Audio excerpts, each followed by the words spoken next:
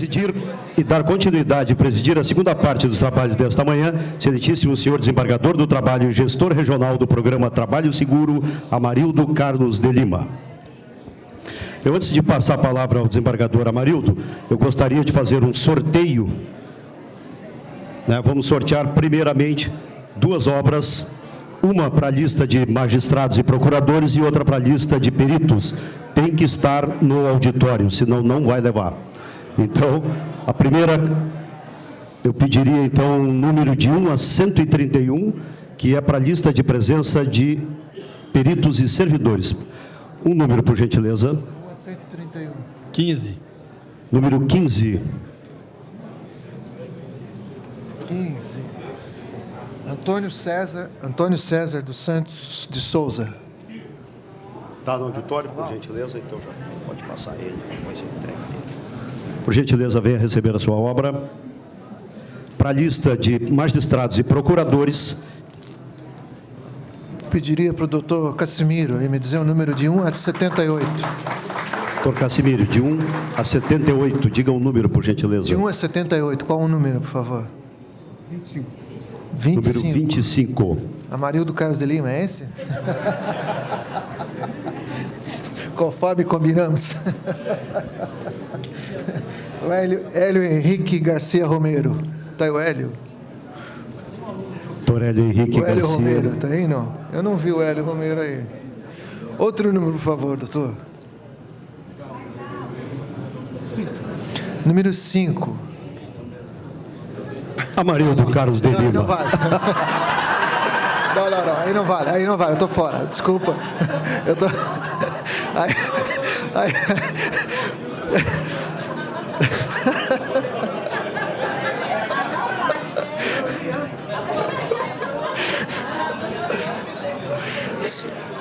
Sem contar que o doutor Casimiro é meu colega de aula de inglês, então está tudo combinado. Mas outro número, por favor, doutor. Outro número. 12. Agora sim. 11. Charles Basquiroto, não? Não. Carlos Alberto Pereira de Castro, desculpe. Doutor Carlos Alberto Pereira de Castro. É o Carlos Alberto Pereira de Castro. Como ele não está por aproximação, então está decidido. Pronto. É o Basquiroto. Pronto. Doutor Charles.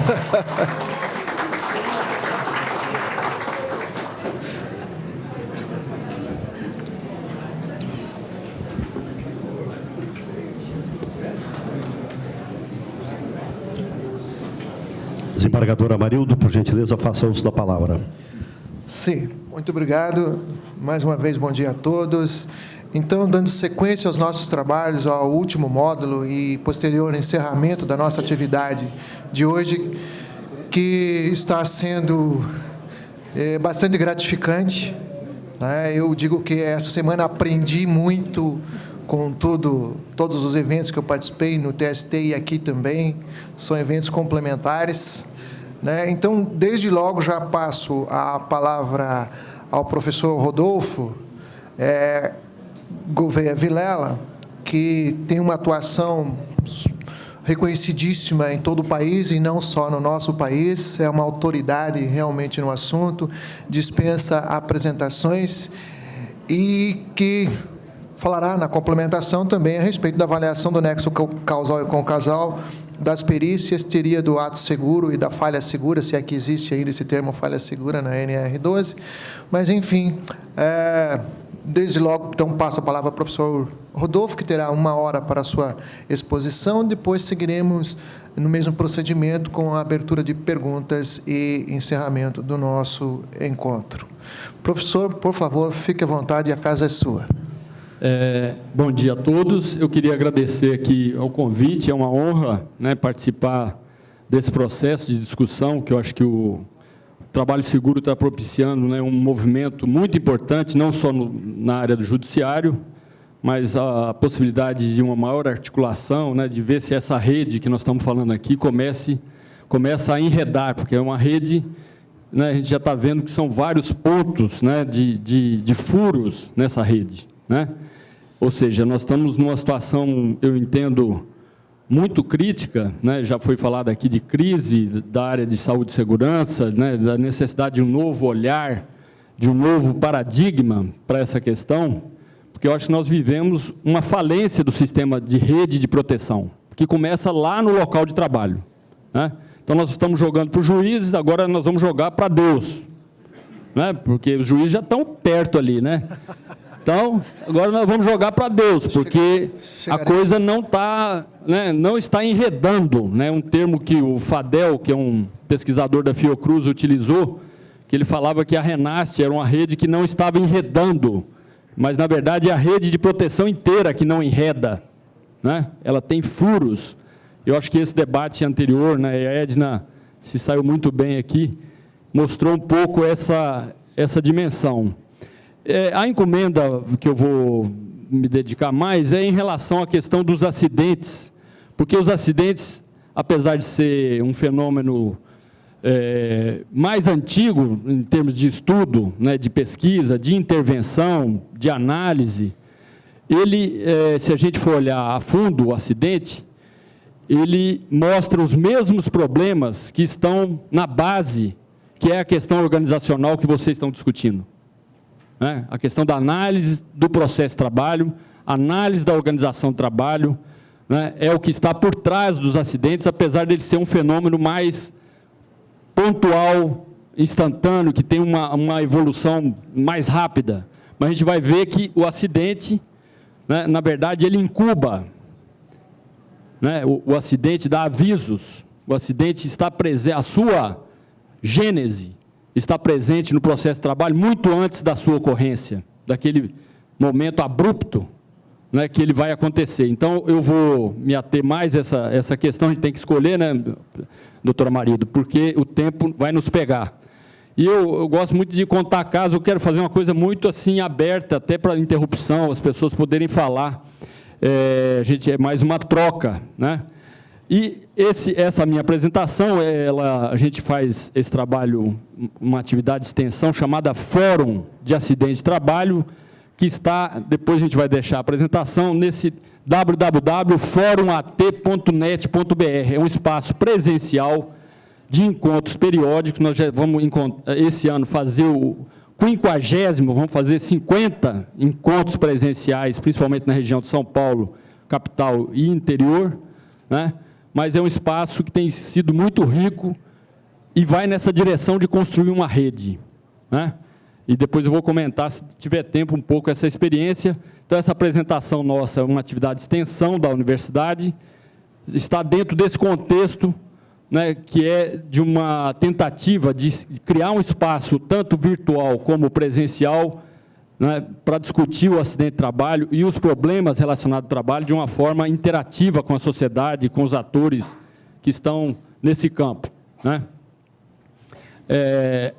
Então, eu vou comentar muito rapidamente, que eu acho que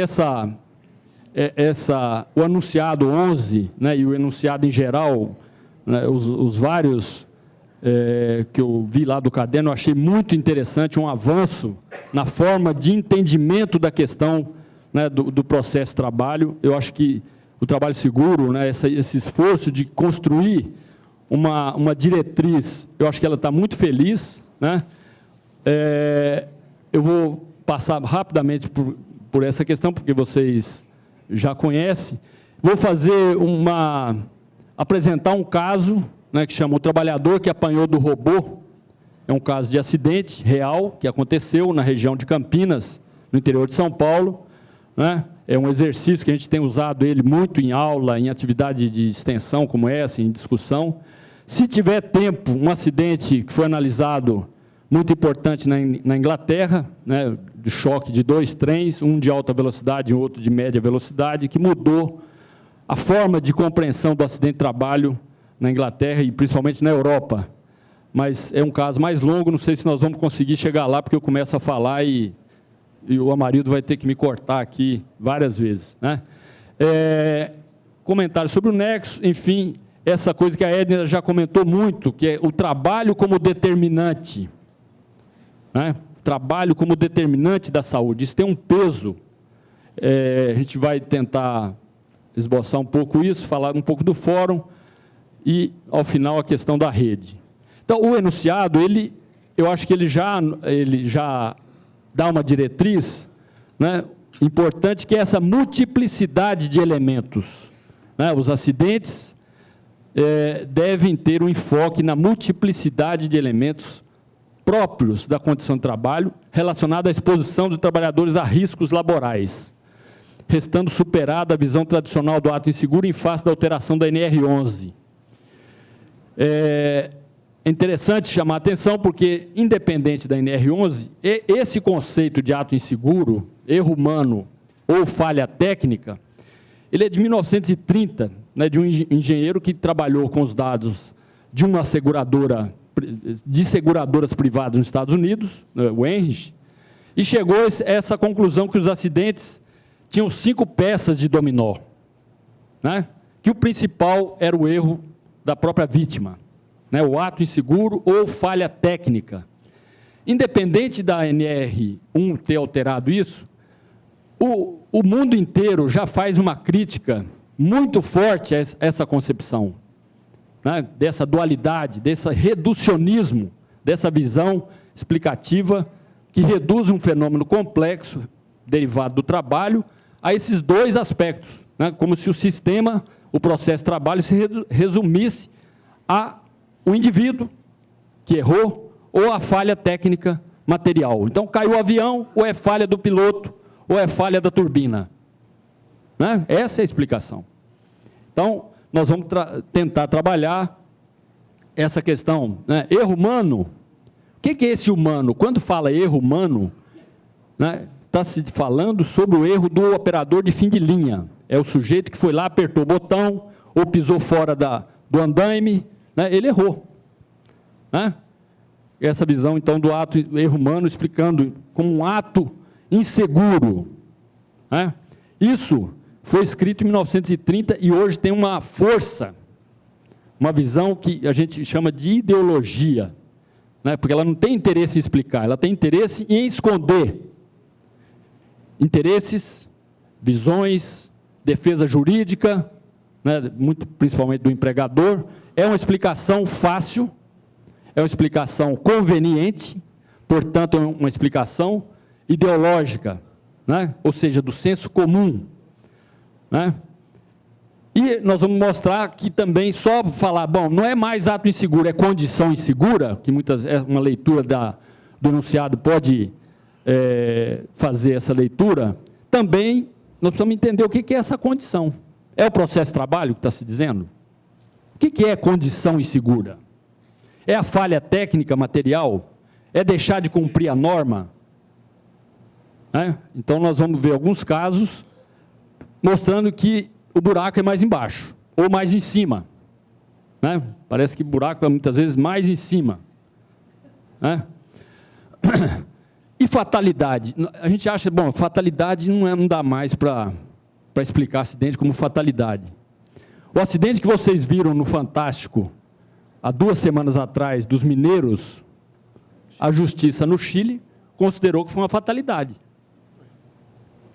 né? Tanto é que tem uma greve agora acontecendo no Chile, teve todo aquele envolvimento, né? A popularidade do presidente subiu, né? Tinha um filme, eles assinaram um termo de direitos autorais, os sobreviventes, né? E estão sendo lesados, inclusive, nisso, né? E a Justiça do Chile concluiu que o problema daquele acidente foi a rocha gigantesca, a gente ia até tentar passar o filme aqui, não dá tempo, né, que foi uma obra de Deus. Eu já vi várias explicações desse jeito. Teve um acidente com ácido fluorídrico em Guarulhos, o laudo do Sereste, na época que estava analisando, falou, não, o problema foi o tanque. O que é uma explicação, né? O tanque, ele é um ator, o tanque rompeu. O tanque rompeu, agora, está explicado o acidente? Foi um acidente ampliado, né?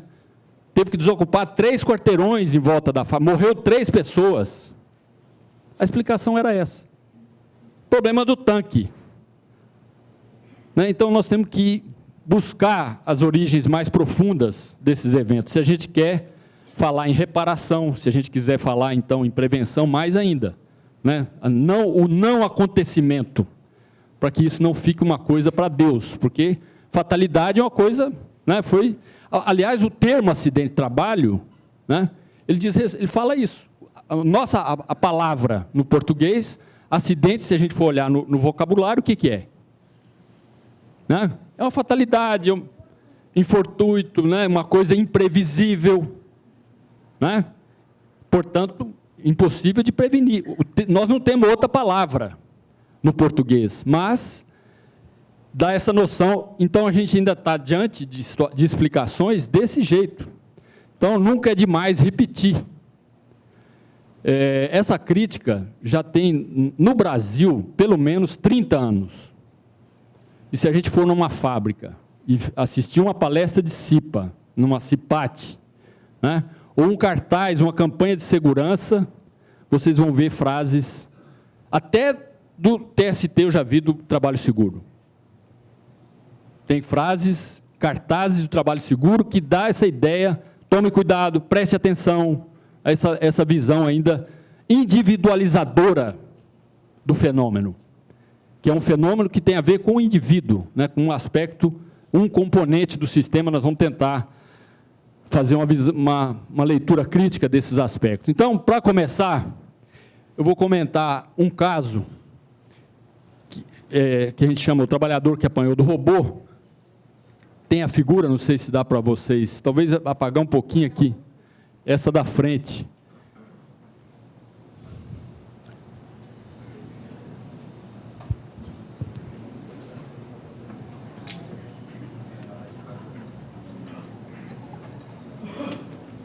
Lá temos que ver a briga do robô.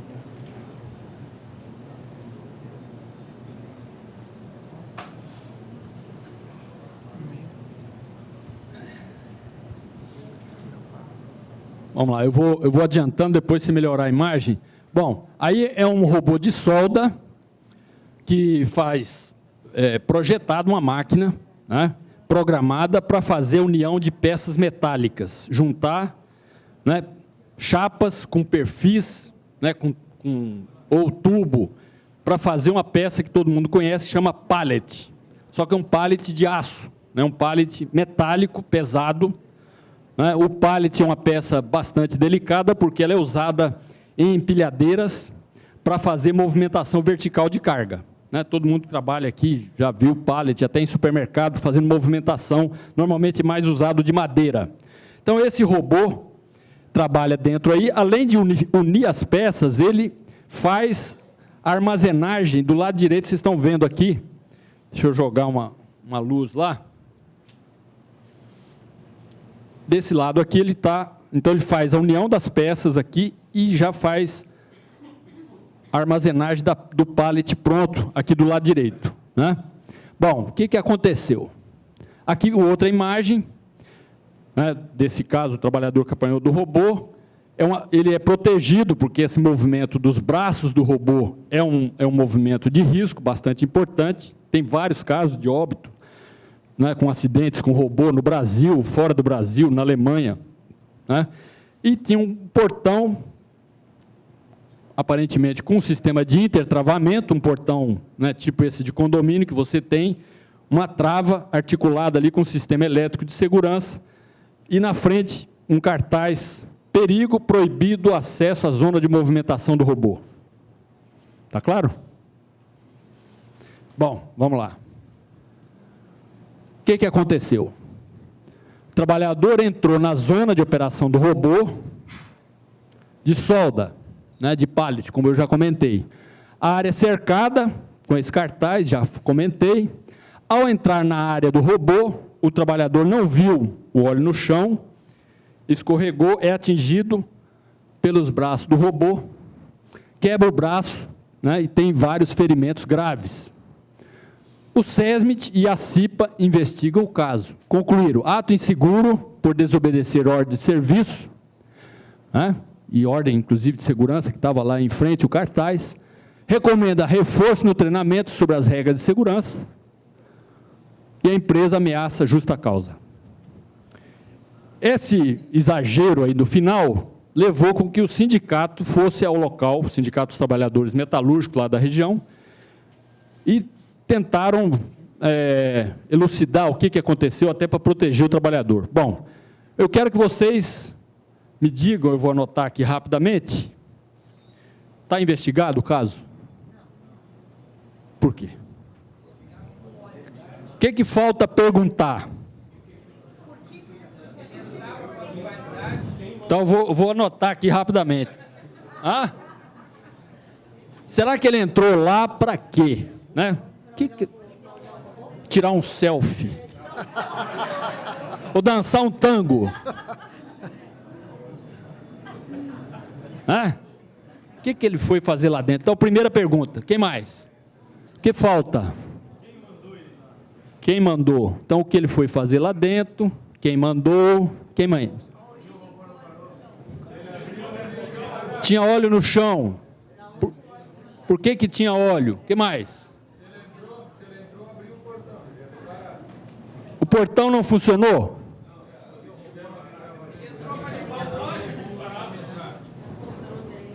O que mais? Espera aí, o robô estava em operação? Vamos lá. O que mais? Quem dá mais? Por que não parou? Por que não parou? O que mais? Tinha capacitação? Eu vou adiantar já, era um trabalhador experiente e capacitado, né? Tinha mais de 6 anos na função, mas capacitação.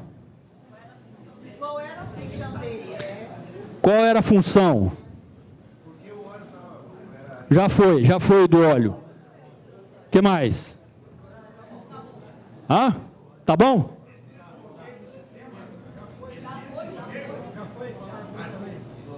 Bloqueio, como é que funcionou o portão, etc.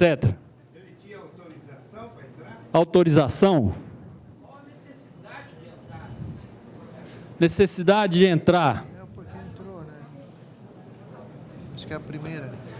Então, veja bem, são perguntas básicas, né?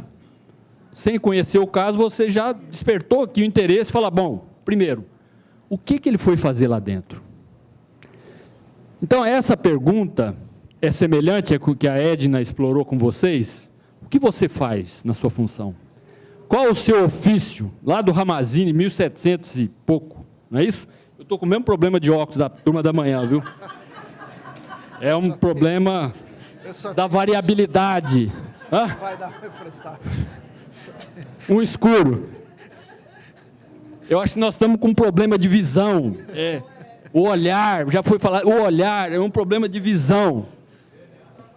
DNA. Variabilidade, nós vamos discutir variabilidade, né, no processo de trabalho. Então, a Edna comentou com vocês, é preciso entender o trabalho. Essa tarefa é imprescindível. Demore o tempo que for. Não adianta a gente falar, bom, mas eu tenho pouco tempo, não sei o quê, né? O problema não é esse. O problema é que o olhar, a gente vai ver nesse caso, né, precisa responder essas perguntas que vocês fizeram, que tem a ver com o trabalho. Foram poucas aqui em relação ao indivíduo. Ele está capacitado? Então, o primeiro desafio nosso é entender o trabalho. O trabalho é uma incógnita. Existe uma incógnita do trabalho. A gente vê o resultado do trabalho do juiz, vê o resultado do trabalho do perito, do trabalho do professor. O resultado, mas a gente não vê o trabalho. O que a pessoa faz para fazer? Como que ela faz? Essa parte é o invisível do trabalho. Como que ela faz para dar conta de regular um sistema como esse, precário, né, sem se acidentar? Porque isso não aconteceu dessa vez. Bom, vamos lá. Vamos continuar a nossa historinha aqui. Então, esse é um aspecto, vocês perguntaram aqui, várias dessas perguntas têm a ver com o trabalho. Vocês concordam? O que ele estava fazendo lá dentro?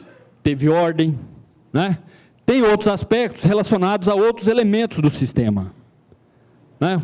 Do ponto de vista material, dos meios, como é que estava o chaveamento do portão, a questão do óleo, o robô estava funcionando bem, não estava funcionando bem, tem a ver com os meios. Tem outras perguntas que vocês não fizeram. Ele tinha pagamento por meta? Hã? Tinha premiação? Tinha PLR pago mensal? Eu já vi PLR sendo pago por fora, mensal, né?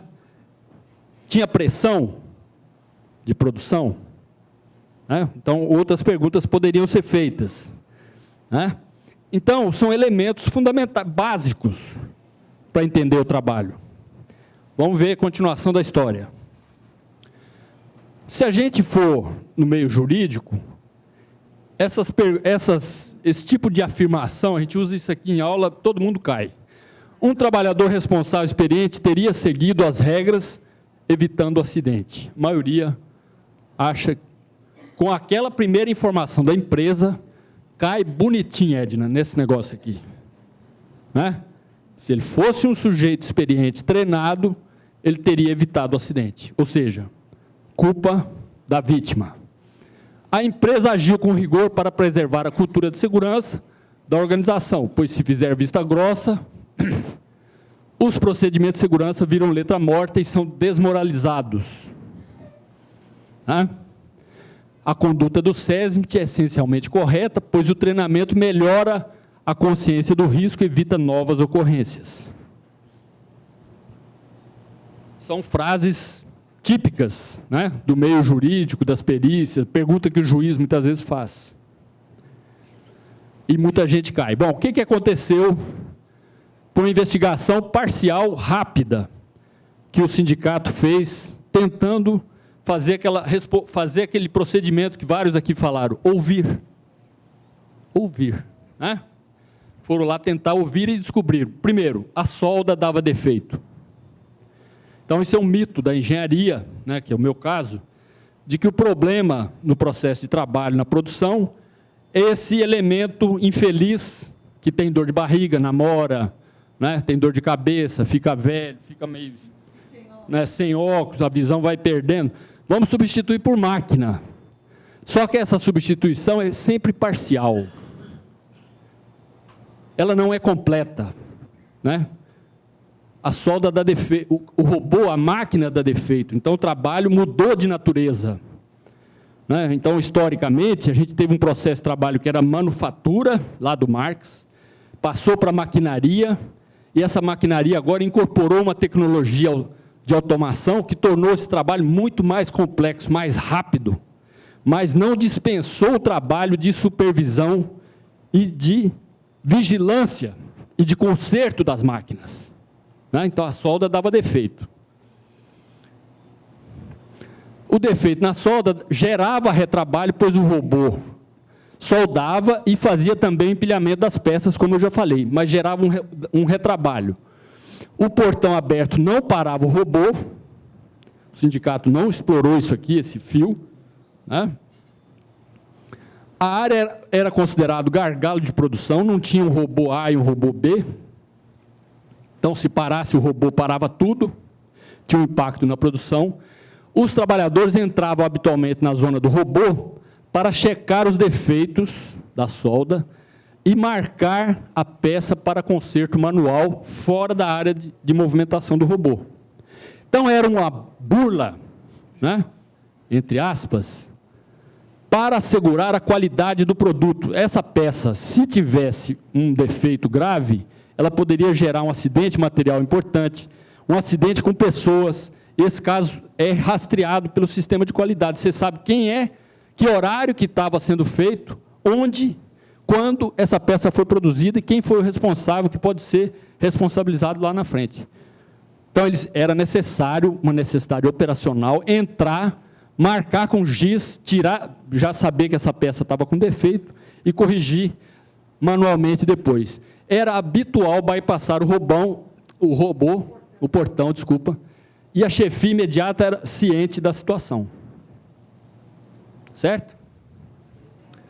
vários já haviam levado tapas do robô. Né? Então a gente falou que o acidente em Cuba. Então, veja bem, é um caso que numa primeira análise tem uma versão fácil, né? Fácil, foi falado aqui, é preciso ir lá. O que você vai ver lá? Será que a gente vê uma bula dessa numa perícia? Ou numa vistoria do Sereste? Ou do Ministério do Trabalho? É visível esse tipo de conduta? Teve uma pesquisa na Alemanha, um autor chamado Meisenbach, que é um país com nível de automação muito maior que o nosso, e ele descobriu uma coisa parecida. 90% das burlas, aparentemente burlas em sistema de segurança, passar debaixo da cerca, pular a cerca, passar por não sei aonde, fazer inspeção, fazer lubrificação, eram necessidades operacionais. Operacionais. Né? Ou seja, tem um problema de projeto, de organização que precisa ser elucidado. Então, chama atenção o caso, porque ele tem, a gente pode discutir, né, vários aspectos. Né? Então, um aspecto importante, os trabalhadores tiveram que se ajustar a essa situação precária para conseguir produzir com qualidade.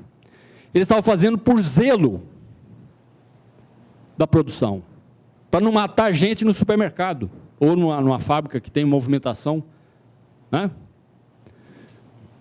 Esse ajuste, né, era feito há muito tempo, e com sucesso, né, e com segurança, entre aspas, né, parcial. Mas era uma situação frágil, porque vários já haviam levado tapas do robô. Então, esse tipo de bula de estratégia era uma necessidade operacional, né, que a gente chama de bypass previsível. É um conceito que a gente usa na análise de acidente. Quando o sujeito, para produzir bem, tem que tirar a luva, é previsível. Porque o problema não é o ato dele, o comportamento inconsequente. Existe um problema de projeto. Né? Quando a produção e a segurança, né, estão nessa briga, a gente sabe quem perde. Por problema de projeto. É previsível que as pessoas vão se comportar desse jeito quando tem um custo ou um tempo. Né, foi falado lá, a Edna comentou o caso da água. Né?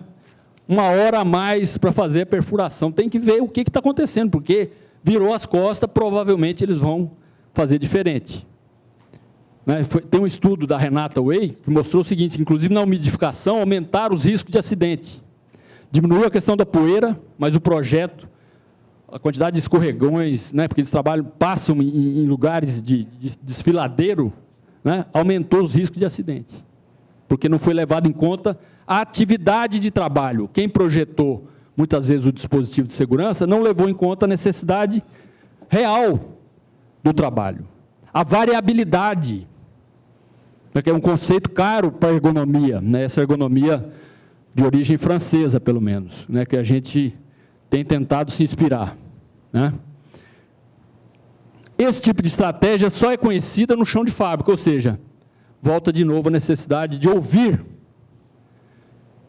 E para esse ouvir não é uma coisa simples e trivial, não é só botar o orelhão lá e falar, eu estou te ouvindo, fala aí. Tem que saber perguntar. E depende de quem é você, para perguntar. Se eu sou o chefe, por que você entrou no portão? Né? Eu sou o diretor da empresa. A pessoa vai falar? Então, nós temos que nos educar a ouvir, saber fazer pergunta e ser uma escuta autêntica, né, que o Lohri, um dos livros que a gente deixou aqui para estar na página lá do fórum, ele fala isso. É necessário uma escuta autêntica, porque as pessoas muitas vezes têm uma falsa visão de participação nas empresas. Não sei se alguém aqui já participou daquele diálogo, o DDS, Diálogo Diário de Segurança. É uma prática que o SESMIT muitas vezes usa. Só fala o chefe. É um monólogo, né? É uma conversa de um lado só, quer dizer, você está ouvindo. Então, quando o trabalhador percebe que essa escuta é autêntica, ou seja, a pessoa de fato está querendo entender e ouvir, eles falam. Né? falam até com gestos. Né? Quem é de prática de Sereste sabe. Uma vez nós fomos numa fábrica de biscoito, tinha uma epidemia de Lerdort. Nós estávamos em 3 ou 4 do Sereste, né, o pessoal, os sindicatos trabalhadores acompanhando, e tínhamos 20 da empresa. 20. Falei, nós somos importantes, agora o negócio, tinha até o diretor-geral, o cara da Argentina, opa, agora nós estamos chegando onde interessa. Mas qual que era a intenção? De inibir os trabalhadores, para não poderem falar. Só que a gente se dividia, mesmo em 4, né, um ia para lá, o outro ia para cá, eles ficavam tudo doidos. Né? E lá na frente, a hora que passou aquela comitiva, a trabalhadora fez assim, ó. Ela está falando alguma coisa, né? Ela está, não é só uma fala, né, verbal, é até linguagem corporal, né? Então essa questão de ouvir, que eu acho que as disciplinas, eu fiz segurança do trabalho, né? Fiz ergonomia. Na ergonomia francesa, que não é essa biomecânica, muito difundida, nós começamos a ver essa questão, entender o que é isso. Porque os engenheiros, né, a gente é engenheiro do trabalho, médico do trabalho a gente não entende nada. Nada. Né? Nós entendemos de fator de risco da higiene. Isso a gente aprende. INR. Técnico de segurança decora NR. Você perguntar aí, ele está lá. O que inspirou as NRs? Foi a higiene. Fatores de risco visíveis. Agora, com as normas mais recentes, essa questão organizacional aparecendo, começaram a aparecer aspectos relacionados à organização do trabalho, ritmo, pressões, né? Como esse enunciado que está trazendo essa visão mais atual, mas a formação dos nossos, né, do corpo, né, de peritos, de engenheiros de SESMIT, né, de engenheiros de segurança, de professores, é a visão de fator de risco individual, não é essa visão dos determinantes. O que é o determinante? É entender a causa mais profunda, o que explica o fator de risco estar lá. Então, você começa do fator de risco, que é aquilo que aparece. O robô estava sem a proteção, o portão. Né? Não tinha NR12. Ou ela foi burlada, ou já estava aberto. Isso aqui o sindicato não verificou. Mas por que explica uma empresa que já sabe disso, né, que a NR12, mesmo sem essa alteração agora, já previa há muito tempo, né, conviver com a situação de segurança desse jeito há muito tempo? Então, é um cinismo. Nós estamos fazendo uma análise de acidente numa empresa de petróleo brasileira, né? Os trabalhadores falaram, existe uma gestão cínica, né? Tudo baseado em norma, só que na hora que precisa de fazer uma coisa mais rápida, né, e com mais, vamos dizer assim, perigo, é necessário bypassar as normas, parecido com esse caso aqui. Se der certo, beleza. Então, é norma álibi, né, para defesa jurídica. Se der errado, pau nele. Pau nele, culpa da vítima. Né? Então, nós estamos diante de uma situação complicada. Outro ensinamento desse caso é o que é a diferença entre o trabalho prescrito e real. Então, a gente já falou que o trabalho é um enigma, que é necessário conhecer o trabalho. O que a gente conhece, quando conhece, é o trabalho prescrito, é a receitinha. Para fazer aqui, lá na receita, nunca está escrito que ele tem que burlar o portão. Nunca você vai achar isso. Ele vai no RH, descrição de tarefa, 3 linhas. É isso? Função dele, supervisionar a operação das máquinas. Como que ele faz isso? Como que ele faz para supervisionar? Quais as mudanças? Quando dá defeito? O que ele faz? Como é que ele faz? Então, existe uma distância, né, que a ergonomia francesa foi trazer e mostrar, que é fundamental. Nós precisamos conhecer o prescrito? Precisamos. Mas precisamos conhecer o trabalho real, como o trabalhador faz para fazer. Não adianta só a descrição da tarefa, né, aquela função lá, Então, nós precisamos aprofundar a visão do Ramazzini. Não é só a função, o que ele faz, como ele faz. Né? E esses aspectos da gestão. Eu acho que nós estamos diante de um impasse. A segurança, né, no Brasil, ela está nesse paradigma da segurança de papel, né, já foi comentado aqui, o copia e cola do PPRA, do PPP, PRPP, né, um monte de P, né, a hora que você vai ver lá, bom, e efetivamente o que vocês fazem? Aí fala, bom, o problema é o SESMIT que teria que... Nós fizemos uma pesquisa com os técnicos de segurança de uma cidade lá em Osasco, né, com metalúrgicos, um do sindicato que de forma pioneira, atuou nessa questão da prevenção de acidente de trabalho, já desde a época de 70. Né? Tem uma tradição, vamos dizer assim, dessa questão da segurança, de, né, o sindicato atuar, denunciar, eles têm publicações, têm livros. Nós fizemos uma pesquisa com o trabalho dos técnicos de segurança. Fomos ouvir os técnicos de segurança dessas empresas metalúrgicas. Porque o técnico de segurança está lá, 40 horas, não é aquele pessoal terceirizado, eles estão lá. Né? E pedimos para eles falar sobre o trabalho deles. Falem sobre o seu trabalho. Essa era a pergunta básica. O que vocês fazem? Como que vocês fazem a segurança? Falem sobre o seu trabalho. Teve gente que chorou. Eles falaram, vou falar para vocês aqui. Eu tomo conta de canil. Eu levo gente no hospital, eu levo gente não sei aonde. Né? Vários desvios de função.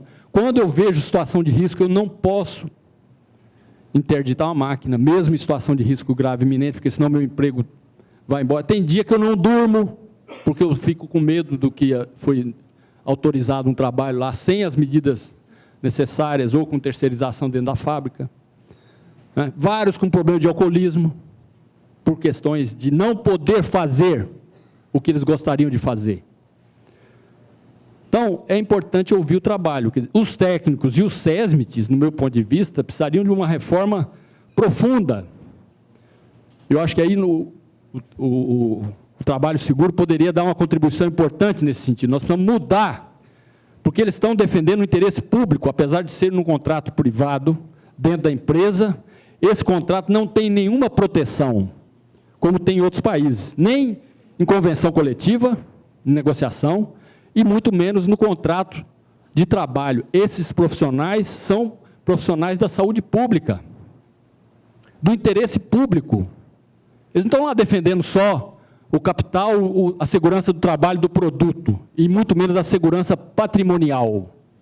Né? Como esse caso lá do trabalhador que falava que ficava tomando conta do canil, porque os cães eram usados para quê? Segurança patrimonial. Tomar conta dos carros, dos bens. Né? O trabalho dele era esse. Num local organizado, com um sindicato organizado, né? Com fiscalizações do Ministério do Trabalho, não é um fim de mundo.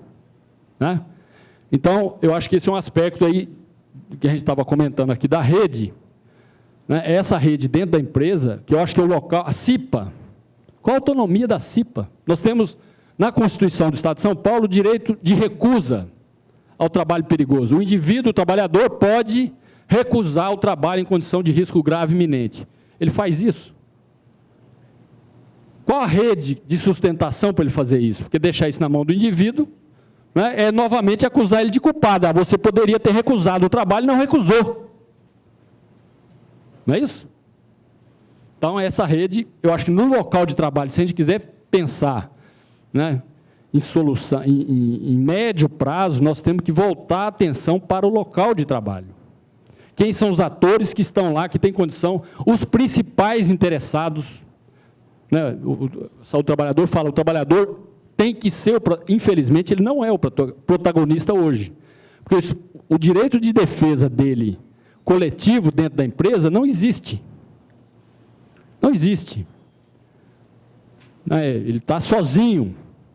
O técnico de segurança está sozinho, o médico de trabalho está sozinho, o engenheiro de segurança está sozinho. Né? Então, essa base da rede, eu acho que está bastante comprometida. Bom, vamos seguir aqui, porque meu tempo aí também... Então, nós estamos diante de um paradigma predominante, que é essa visão da segurança comportamental, que vigiar o sujeito, tomar conta do seu comportamento, tem uma ideia de que o comportamento no local de trabalho é um comportamento livre.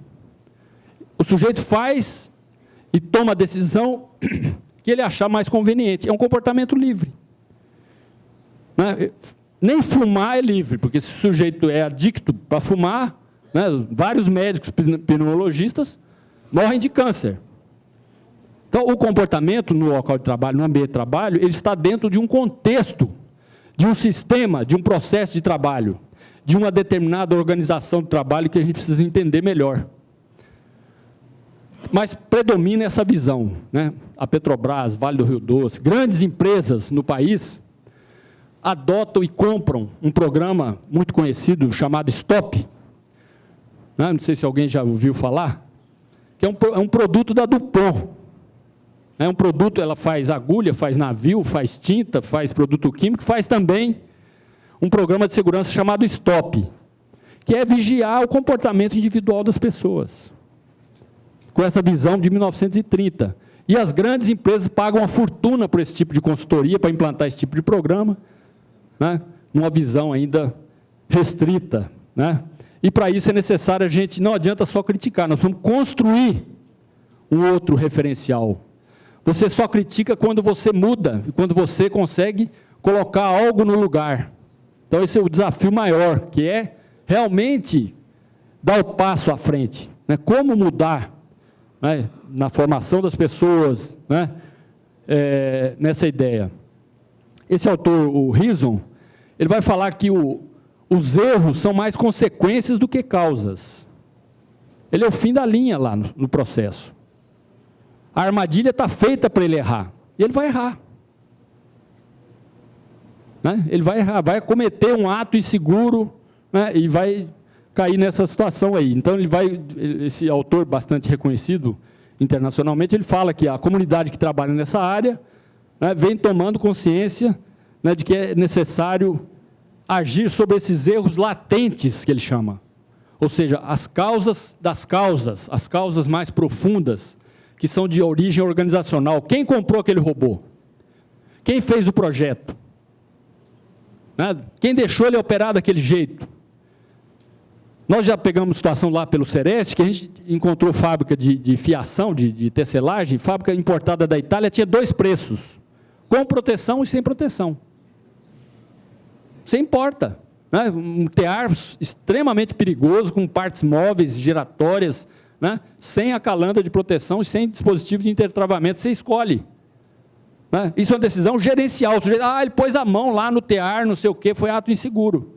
Mas isso, né, tem uma decisão organizacional, né, da hierarquia.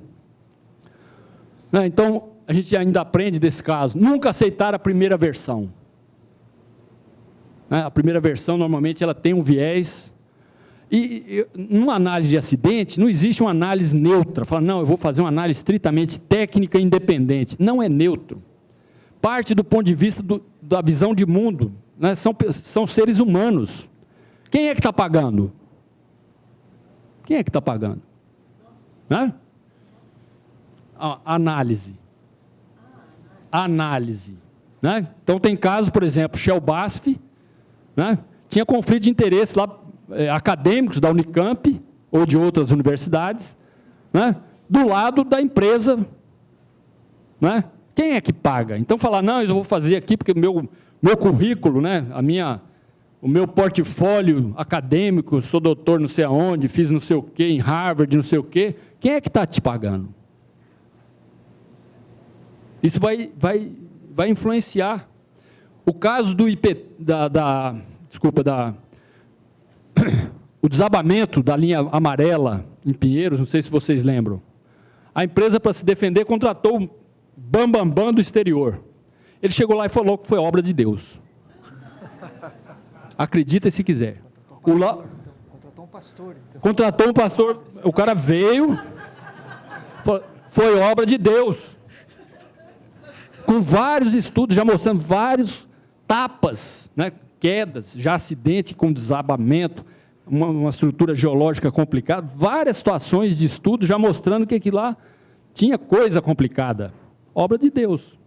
Caríssimo. para tentar se defender. O IPT foi lá e mostrou outras coisas totalmente diferentes.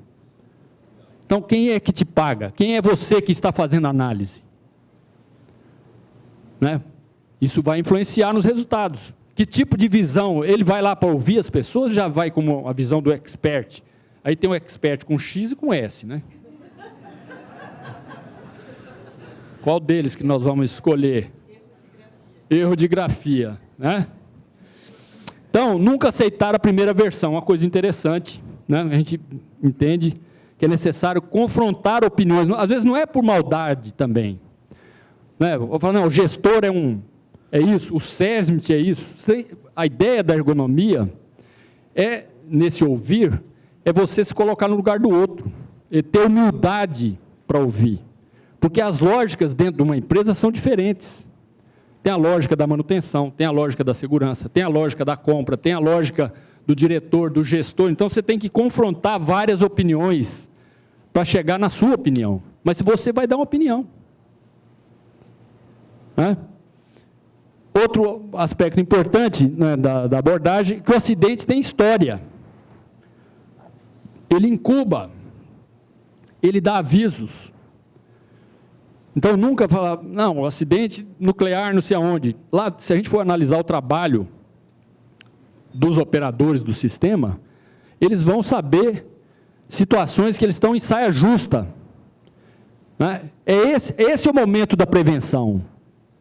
É ouvir os trabalhadores na situação habitual, antes do acidente, porque depois vem uma enxurrada de advogado e aquela coisa, vem a mídia, vem aquele inferno, né?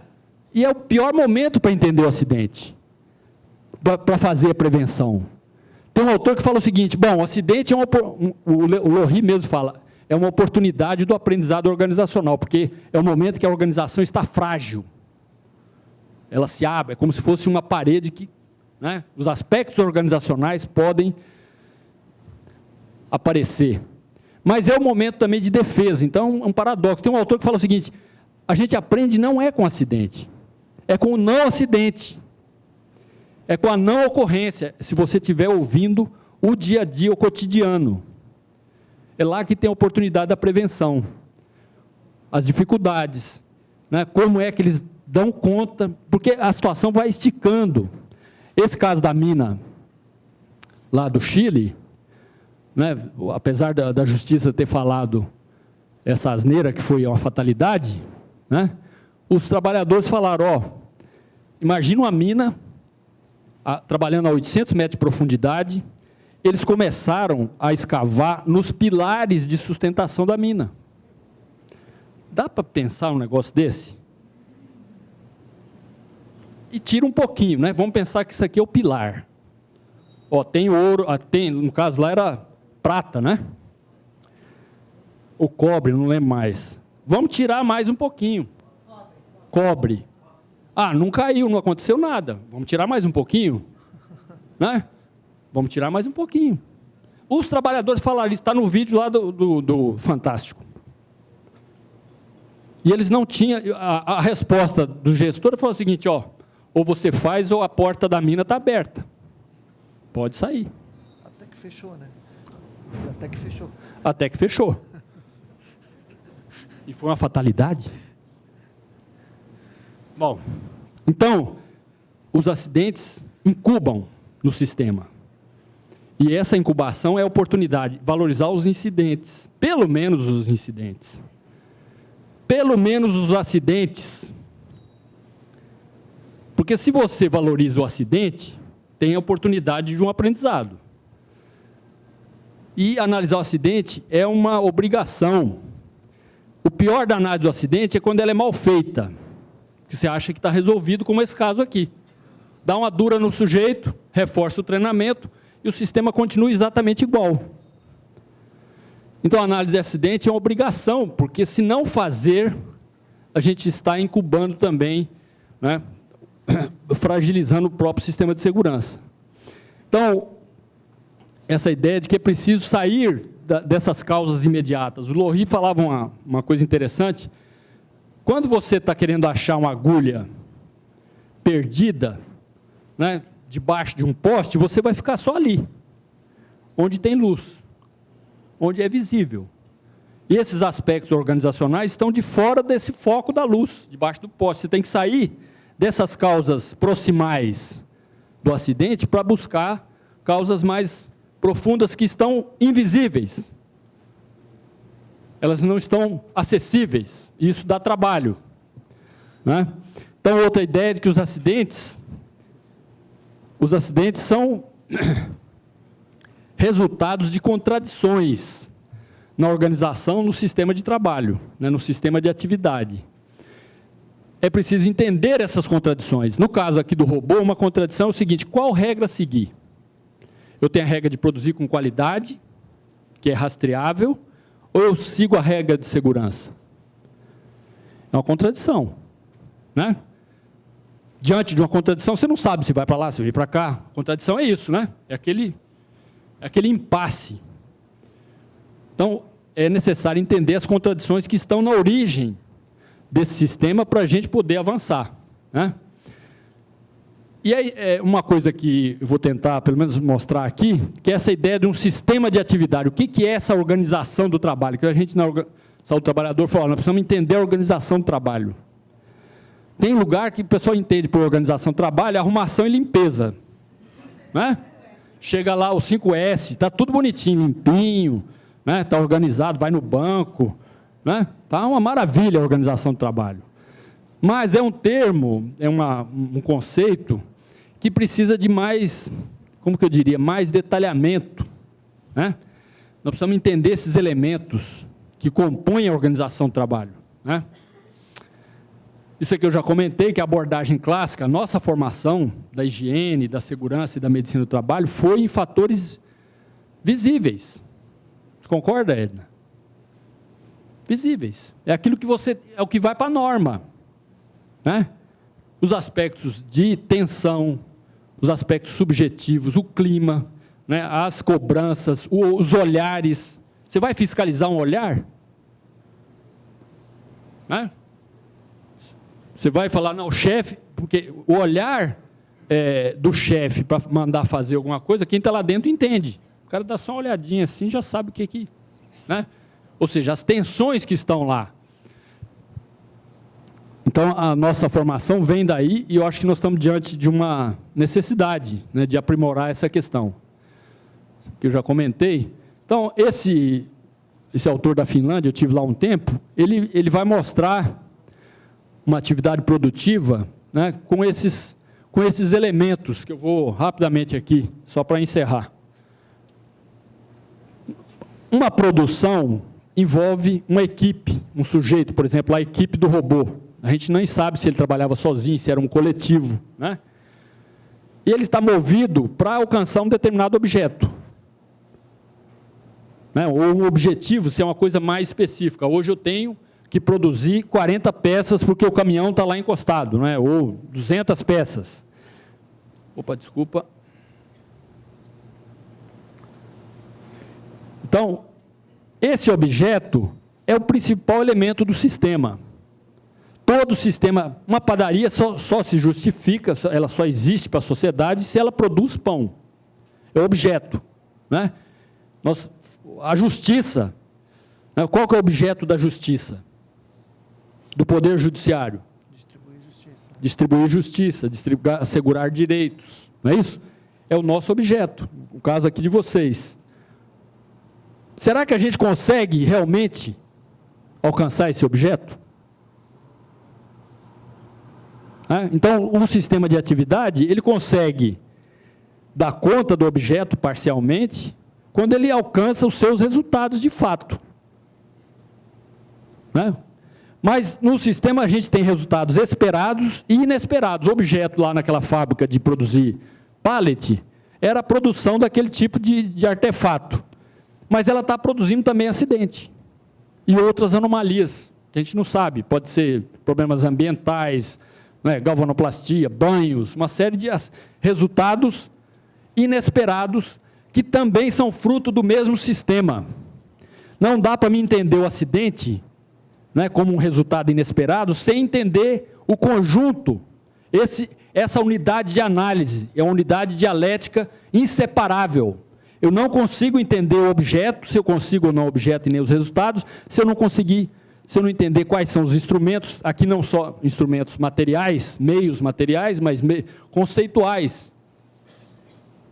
Para alcançar o objeto da prevenção, né, os atores, os sujeitos da prevenção, usam alguns conceitos, alguns instrumentos, as NRs, a higiene, a ergonomia lá, biomecânica, né, a cadeira ergonômica, né?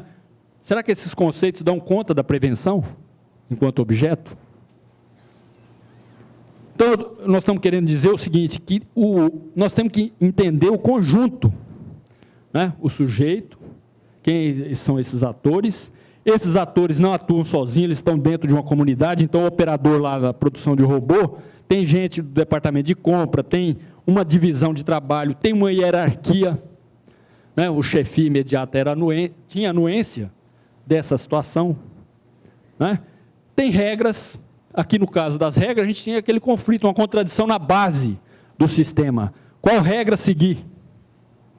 Qual regra seguir? Então, nós temos que entender isso aqui enquanto um conjunto, uma unidade de análise inseparável, né? Lá usando... Eu não consigo entender a água, né, da dialética lá do Marx, entendendo o oxigênio e o hidrogênio. É impossível, se eu não fizer análise dos dois juntos, porque um é explosivo, né, o outro é inflamável e gera um produto que é água. Né? Eu tenho que entender a interação desses átomos, né, que explicam o que é água. Então, essa ideia de uma análise mais complexa, né, com todos esses atores, com esses elementos do sistema, ajuda a gente a entender, primeiro, criticar essa visão de que está aqui o problema. O comportamento do sujeito é que é o responsável pelos resultados. Qual o contexto? Que tipo de instrumento que ele tem? Né, em que comunidade? Que tipo de regra? É regra para valer ou é regra álibi? Né? Ou seja, eu tenho que entender um pouco mais esse conjunto. Então, só para terminar, vigilância, eu acho que é um aspecto importante dessa rede. A Edna comentou vários aspectos assistenciais, né? A Renast, eu acho que só se afirma se ela enfrentar o desafio da vigilância, de enfrentar os determinantes com a complexidade que a vigilância exige. Não é na rede de matriciamento. Me desculpem a coordenação da Renast, né? Que acha, não, porque nós vamos matriciar para a rede inteira. Para alguns aspectos é importante, para captar sinais, para fazer notificação, para fazer vigilância, né, é necessário um arsenal, um coletivo, né, uma série de aspectos, uma expertise, uma função essencial de Estado, de carreira, né, igual o caso dos peritos. Tem que ter incorporação, a Justiça do Trabalho é contra, né, felizmente, a terceirização. Ela terceiriza a perícia. Não é? Ela terceiriza a perícia, precariza a perícia. O sujeito tem duplo vínculo, vai para lá, vai para cá, né, tudo isso que já foi comentado aqui. Então, só para mim mostrar só uma coisa aqui, a gente desenvolveu a partir dessas reflexões, né, do visível, depois eu vou deixar a transparência aqui, não vai dar tempo, nós desenvolvemos uma metodologia de análise chamado MAPA, né, modelo, que na verdade não é um modelo, é um método de análise e prevenção de acidentes, né, através de 2 projetos de pesquisa, junto com o serviço lá de Piracicaba. Nós fomos desenvolvendo, testando esse modelo, trazendo, no Inventamos a Roda, a gente trouxe vários conhecimentos de análise, principalmente dos acidentes de grandes proporções, para trazer os conceitos que se aplicam, né, para acidentes leves, moderados. Então, a gente já investigou com esse método mais de 100 casos importantes, desde acidente com agulha em hospital, acidente com trem, acidente em obra complexa, como aeroporto, enfim, uma quantidade de casos, e o método foi sendo, de certa forma, aprimorado, melhorado. A gente está para fazer uma outra publicação desse guia, não é um roteiro, né, um checklist, porque o checklist só mostra aquilo que você quer ver, né? É um guia para análise de acidente, está disponível naquele site que eu comentei lá, porque a primeira edição já esgotou, e está disponível lá em PDF, né, para o pessoal que quiser acompanhar. O primeiro passo da análise é isso que a gente comentou aqui, é preciso entender o trabalho, né? Então, análise do trabalho habitual, para entender o acidente. É preciso entender as mudanças que levaram ao acidente. O acidente só ocorre quando ocorrem mudanças no sistema, a não ser na guerra. A guerra é a única atividade que é planejada para matar, não é isso? O acidente na guerra é quando não mata, né? Porque é um sistema de atividade cujo alvo é matar. No sistema de produção, o acidente se explica por mudança, alguma coisa aconteceu diferente. Tinha óleo no chão, né? Por exemplo. Então, as mudanças, o que mudou, por que mudou, né? Então, eu preciso entender o trabalho habitual, entender as mudanças, entender as barreiras, vocês comentaram aqui vários aspectos de barreira. O portão funcionou? Foi projetado daquele jeito? Foi feito um bypass? Enfim, como é que eram essas barreiras? Havia treinamento? Né? Quais as barreiras efetivas que falharam, que foram previstas ou que não foram previstas? Né? Normalmente, quando a gente começa a fazer essa análise de mudança, análise de barreira, análise do trabalho habitual, nós vamos chegando em aspectos gerenciais, de decisões gerenciais, que estão na origem daqueles fatores de risco que foram identificados, né? Da gestão de manutenção, da gestão de pessoal, da gestão de segurança, da gestão orçamentária da empresa, que tipo de compra que ela fez, etc, etc. Então, esse guia dá um pouco esse passo a passo. A gente usa muito esse modelinho também, chamado da gravata borboleta, que entende o acidente como sendo... Terminando já, viu, marido? O evento está aqui no centro, ele tem antecedentes proximais e antecedentes, né, organizacionais que estão mais na raiz organizacional, na estrutura, né? E ele também tem consequências, né, tanto proximais como de longo prazo. Então, tem acidentes cujo efeito, se você fizer análise, uma perícia, você pode encontrar situações no periciado imediato e falar, não, esse sujeito está bom para voltar ao trabalho, né? 5 anos depois ele tem uma situação, ele começa a perder memória, tem um caso de acidente grave que nós percebemos, né, que o trabalhador teve alta, né, da construção civil, depois de um TCE, 5 anos depois, 3 anos depois, ele começou a perder memória, né, ele começou a esquecer coisas e foi feito um rastreamento, chegou nessa questão do acidente que ele teve, né, distúrbios de longo prazo. Se pegar acidentes grandes, então nós vamos encontrar Fukushima, por exemplo, né? Você vai ter consequências, né, por décadas. Então, os acidentes também têm esse comportamento, do lado direito, do lado esquerdo, desse nozinho da gravata, né? Do lado esquerdo, às vezes, o acidente da nave espacial Challenger, né, um estudo muito interessante, mostrou decisões que geraram, que incubaram aquele acidente 20 anos antes da ocorrência do acidente. Né, decisões da contratação da empresa por menor custo, com menor expertise, para fazer os anéis de vedação da nave espacial, né, decisões muito antes, né, que foram incubando essa situação das possibilidades de erro que foram se manifestar no evento, né? Então, acho que era isso aí. Eu queria agradecer mais uma vez e, pelo menos, eu acho que abrir aí o debate, que é interessante. Obrigado. Ok.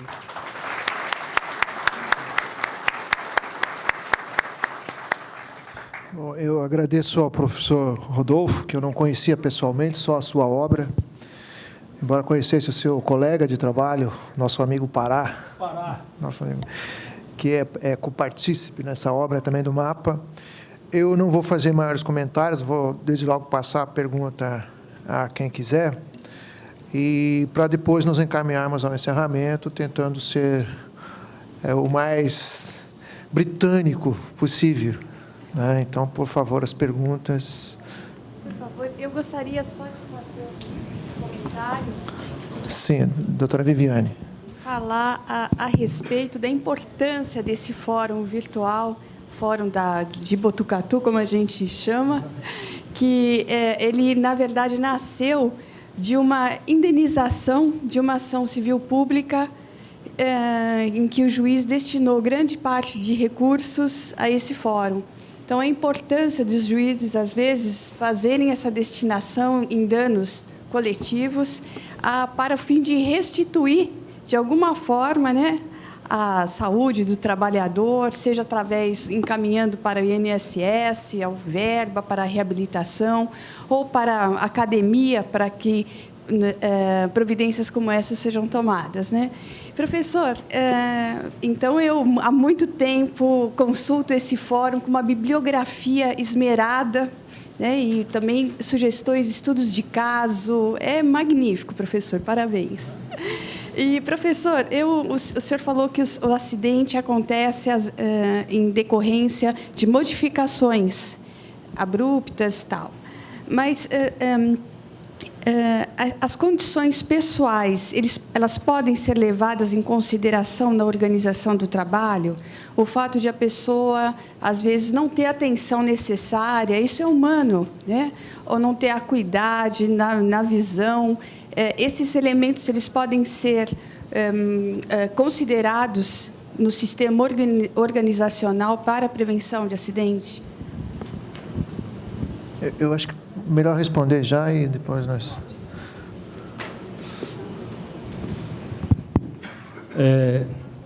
Só sobre essa questão do apoio, né, muito bem lembrado, essa questão do fórum, a gente teve muito pouco apoio da instituição, dos recursos para a atividade de extensão, e ele tem sido mantido basicamente com ações ou termos de ajuste de conduta, né, lá, principalmente da 15ª região, né, de juízes e dos próprios procuradores apoiando essa iniciativa.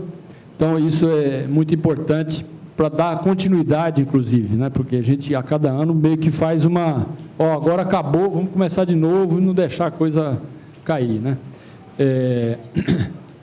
Então, eu acho que tem sido realmente compensatório esse esforço do fórum.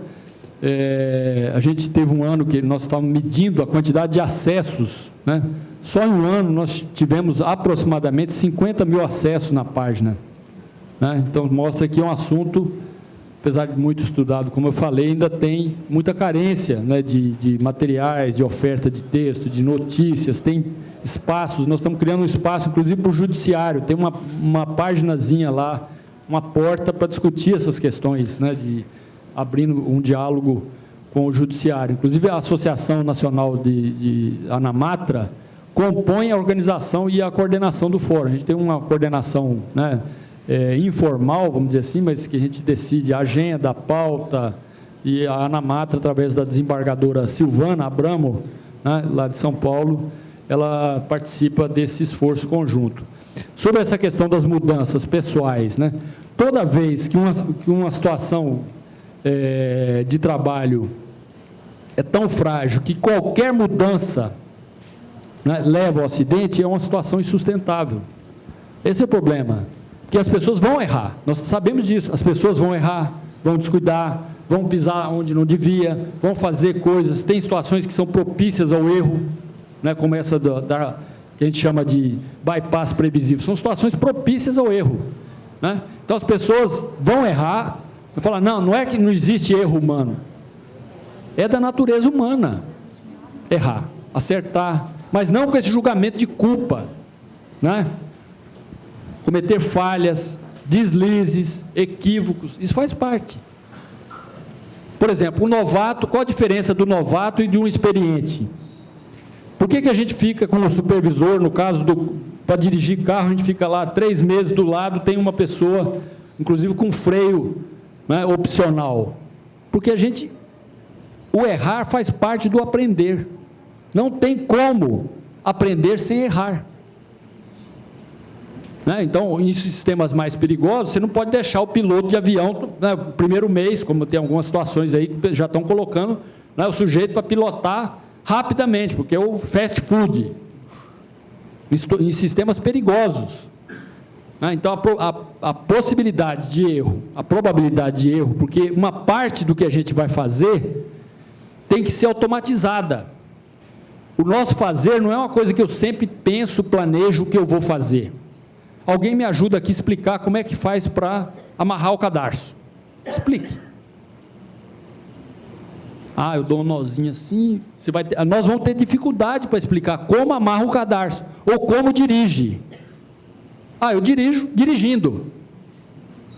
Não é? Você vai falar aquela conversa, como é que você faz? Muitas vezes as pessoas, não é que elas estão com medo só de falar, as pessoas têm dificuldade de explicar o que faz, porque o nosso cérebro já jogou uma parte desse saber de forma automática, para você ficar prestando atenção onde precisa. Se eu for prestar atenção ao dirigir, no sentido literal, eu vou provocar acidente, porque eu vou ter que olhar para onde que eu ponho o pé, se é no acelerador ou se é no freio, ou onde que eu ponho o câmbio, aonde que está o câmbio, presta atenção onde você está com a mão, então olha aqui, aconteceu o acidente. Então essa questão do treinamento, né? O pessoal fala, não, tem um treinamento, depende da situação, o treinamento demanda tempo para adquirir habilidade, não é só saber o que deve fazer, o prescrito do fazer. O treinamento é o tempo necessário para você incorporar, automatizar boa parte do que você vai fazer, para que a sua atenção fique em coisas importantes. Então, o componente humano é fundamental? É fundamental. É um dos elementos do sistema. Não estamos falando, não existe o sujeito. Nós analisamos um acidente em hospital, que antes, a trabalhadora, a gente foi ouvir, usando esse guia do mapa, antes da ocorrência do acidente, ela falou, eu tinha acabado de receber um telefonema, que meu pai tinha sido hospitalizado. 10 minutos antes, ela estava sozinha, era fim de expediente, foi pedir apoio para a chefia, porque ela queria sair, ela não estava bem, e a chefia falou, não, você vai ter que dar o turno aqui até terminar. E aconteceu o acidente. Ela foi fazer uma manobra com o paciente, e depois foi fazer ela tinha que fazer uma manobra, que demandava tempo, ela usou um atalho para fazer a injeção, desentupir, como é que chama a sonda, ela usou um atalho, porque ela estava com tempo muito curto, e ela tinha que entregar o serviço bem feito.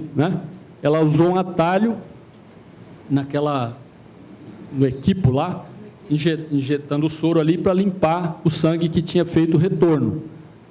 E nesse atalho, ela teve um acidente com contaminação biológica importantíssima, que ficou 6 meses em tratamento, uma série de coisas por conta disso. Então, o comportamento tem a ver com a situação, mas ele está dentro de um contexto. Ok, obrigado, professor. Só lembrando que nós vamos fazer o sorteio de 2 obras ainda, até o final do nosso evento, e só para quem estiver aqui, os heróis. Eu vi que o doutor Lúcio lá pediu, a doutora Mari, o doutor Sato. Então, por favor, o Lúcio, a doutora Mari, quem queira fazer primeiro, ou o colega lá. Então, vamos fazer em bloco, já, para a gente tentar antecipar aqui, vamos tentar fazer em bloco. Só avisando que o colega ali não vai fazer pergunta, porque ele prometeu que não ia fazer pergunta. Não, tudo bem, estou brincando só.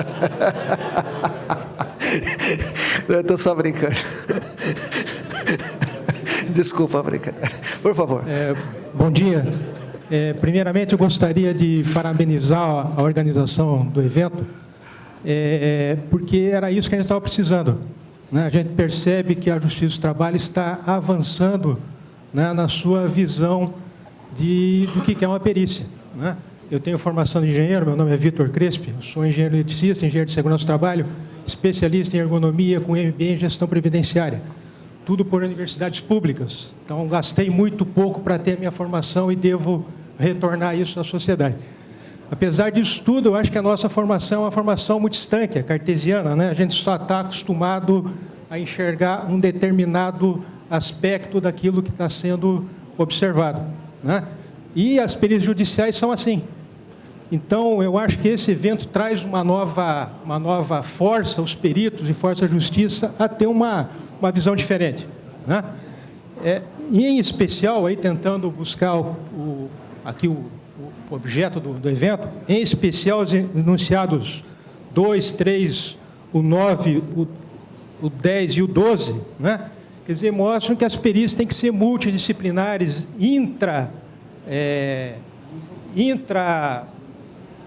intradisciplinares, né? Multiprofissionais, né?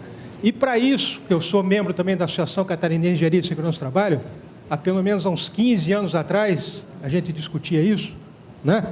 A gente vai cair na questão dos honorários, né? Como fazer uma perícia multidisciplinar se eu sou nomeado como perito único para ganhar R$400, né? Então, eu acho que esse evento aqui força com que isso avance. Há 15 anos atrás, a gente dá uma sugestão para a Justiça. A sugestão não é contratar peritos, porque quem garante que o perito, esse contratado, o funcionário público, ele tem qualificação suficiente? É qualquer um que passa no concurso. É só ver o que acontece hoje com o Ministério do Trabalho. Quem está passando o concurso são os concurseiros, né? A maioria formada em Direito, né? Então, os próprios fiscais que entram no Ministério do Trabalho não têm qualificação para fazer, fazer o serviço que lhes é requerido. Então, eu acho que a solução não é o concurso público. A solução é a contratação de peritos, né? E, para isso, a gente sugeria há 15 anos atrás que a Justiça poderia ter um fundo de perícias, né? Quer dizer, por que não constituir isso? Tem ações que dão muito e ações que dão pouco. Por que essas que dão muito não vai se constituindo um fundo para se pagar isso, né? O Ministério Público resolveu isso através dos TACs, né? Quer dizer, tem o TAC que dá um volume razoável de dinheiro, né? Que força a empresa a investir. Então, eu acho que uma coisa que a gente já trazia lá atrás, e a gente sugere, aqui eu estou falando em nome da associação, não em nome próprio, né? Que é uma sugestão que a gente trazia lá para trás, quer dizer, talvez seja uma forma de a gente resolver esse impasse. Porque nós vamos sair também agora do evento, tivemos muitos conhecimentos e tal, mas amanhã depois o juiz vai me nomear para fazer uma perícia lá em Chapecó, né? E aí como é que eu vou para lá, né? Eu vou pedir adiantamento, eu fui nomeado para fazer perícia em Jaraguá, aí eu pedi adiantamento para o juiz de R$200, ele disse, não pode mais, porque tem anunciado não sei das quantas, até tem o número, eu não fui atrás, não pode mais ter adiantamento, então eu tive que declinar da perícia, porque não vou tirar o dinheiro do... né? Não posso, infelizmente, eu tenho filhas para criar, então eu não posso tirar o dinheiro, fazer um adiantamento para ir fazer uma perícia, ou, como eu dizia antigamente, continuo dizendo, não posso trabalhar de graça para um trabalho fundamental, a gente já viu aqui, né? A Justiça hoje, ela faz com que haja uma melhoria das condições de trabalho, né? Ela tem um papel, inclusive, preventivo, não só curativo, né? Então, eu sei do papel que a gente está exercendo, só que a gente não pode trabalhar, né? Então, fica aí uma dica. Obrigado. O próximo, por favor. Lúcio. Bom, antes de tudo, gostaria de agradecer e parabenizar a doutora Viviane e o colega Marildo pelo trabalho na escola, e eventos como esse realmente contribuem com todos para que a gente possa evoluir e tentar fazer o nosso trabalho da melhor forma possível. Parabenizar o palestrante também, Rodolfo, e todos os outros que o antecederam. Duas perguntas rápidas, mas que eu acho que elas se intercalam aí, tem uma conexão entre uma e outra. Com relação aos acidentes, se formos verificar todas as concausas, o que gerou o acidente, nós nunca, então, teríamos a possibilidade de ter uma culpa exclusiva do trabalhador, né? Ou seja, a não ser que ele agisse com dolo, né, com intenção de causar acidente, porque sempre haverá uma medida protetiva que poderia ser adotado, sempre haveria uma outra qualificação que poderia ser adotada, um outro método de trabalho que poderia ser adotado. Então, eu gostaria de saber se é isso mesmo, ou se não, se há culpa exclusiva de trabalhador em acidente, né? Porque a Constituição nos fala que a empresa responde só por culpa. Se a gente for avaliando tudo que poderia ser possível para evitar o acidente, então isso seria desnecessário, porque a empresa sempre vai responder, salvo quando houver dolo e não do empregado, e não quando ela tem culpa. Segundo ponto, e aí que eu acho que tem a conexão de uma com a outra.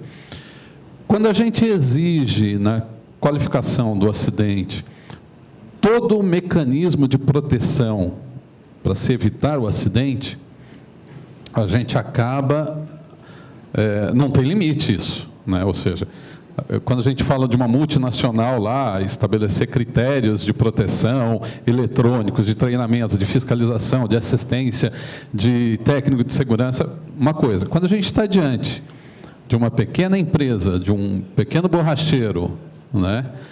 Se eu exigir dele os elementos, todos os elementos necessários a evitar a ocorrência de acidente, ou puni-lo pela não adoção desses equipamentos, desses mecanismos, a gente estaria inviabilizando grande parte dessas atividades econômicas, industriais, mercantis, que são a grande maioria no país. Então, assim, há esse limite também para essa situação? Ou seja, a gente vai exigir dessas pequenas... ou seja, se eu exigir do borracheiro lá aqui, para evitar que a chave pule ao trocar o pneu, né? Que ele tenha um equipamento robótico aqui de proteção, um braço mecânico, a atividade ficará inviabilizada. Ou numa padaria, como foi dito, os copos de vidro com o detergente vai escorregar da mão, né? Eu já sei disso. Bom, então eu tenho que substituir o copo de vidro, ou eu tenho que colocar a base da pia de borracha, enfim, ou luva de couro para o sujeito que vai lavar, ou exigir de todos uma lavadora automática, enfim. A que ponto, qual é o limite nosso para alcançar isso? Ou não tem realmente limite, e aí toda atividade acaba sendo quase que com uma exigência de investimento muito alto para se evitar esse tipo de ocorrência. Ok. Obrigado, Lúcio. Doutora Mari, por favor. Alô? Mais ou menos nessa linha que ele perguntou, mas é um pouquinho mais direta. Eu tenho uma para o doutor Rodolfo e uma para o gestor do trabalho seguro. Sim. De repente, até a ignorância minha já existe, já tem, mas eu não sei. A gente tem decidido bastante, que chega, principalmente da indústria têxtil, as máquinas do desembuchamento, que o trabalhador vai lá e põe a mão para limpar. Então, eu pego assim, decisões para todos os lados. Culpa exclusiva do empregado, porque ele não poderia ter feito aquilo, ele deveria ter desligado a máquina, ele não poderia ter colocado a mão e papapá. Mesmo que fosse atribuição dele, vamos supor, limpar, e não uma terceira pessoa. Outras dizem, não, é culpa exclusiva do empregador, porque aquilo era de risco e meio que até teoria objetiva. E responsabilidade objetiva. E outra coisa, culpa recíproca, porque... Bom, eu pergunto, assim, na minha ignorância dessas coisas de máquina, a máquina tinha que parar. A falibilidade humana, ele errou, ele desobedeceu, então ele é culpado também. Não podia ter desobedecido, não podia ter, tinha que ter desligado. Ele sabia, ele arriscou, então eu não vou tirar a parcela de culpa dele. Mas eu não vou tirar a parcela de culpa da empresa, porque eu acho que a máquina tinha que parar. Que nem máquina de lavar roupa, tu abres e ela para. Então, colocar a mão lá dentro, deixar a falibilidade humana, aquilo eu acho que não dá. Eu pergunto, como vem, assim, nos meus processos, eu não vejo, alguém foi lá, investigou a máquina e viu se a máquina realmente tinha... O que eu vejo, assim, são pessoas leigas, os empregados falando, porque tinha que pôr um dispositivo, a empresa não pôs. Mas tinha o dispositivo. Aí eu fico, tinha ou não tinha, falhou, não falhou, aquilo veio. Não, mas as máquinas são vendidas desse jeito ou não são vendidas. Então, a pergunta que eu faço para o senhor realmente as máquinas vencem esse dispositivo? Fica ao vitre do empregador colocar ou não colocar? Elas são vendidas assim? E aí, dependendo da sua resposta, para o gestor de trabalho seguro.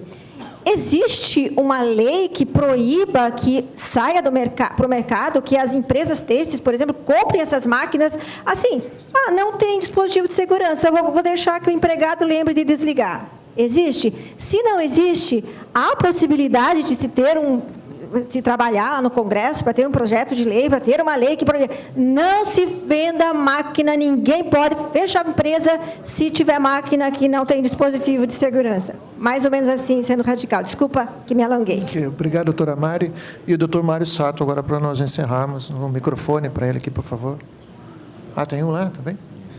Bom, então vamos abrir uma exceção 2, então o colega lá e depois o doutor Mário. Meu nome é Rafael Galupo, perito de Blumenau, quarta vara. Primeiro gostaria de parabenizar o Rodolfo, também a Édia da mesma forma. Achei bem interessante a questão da investigação, né?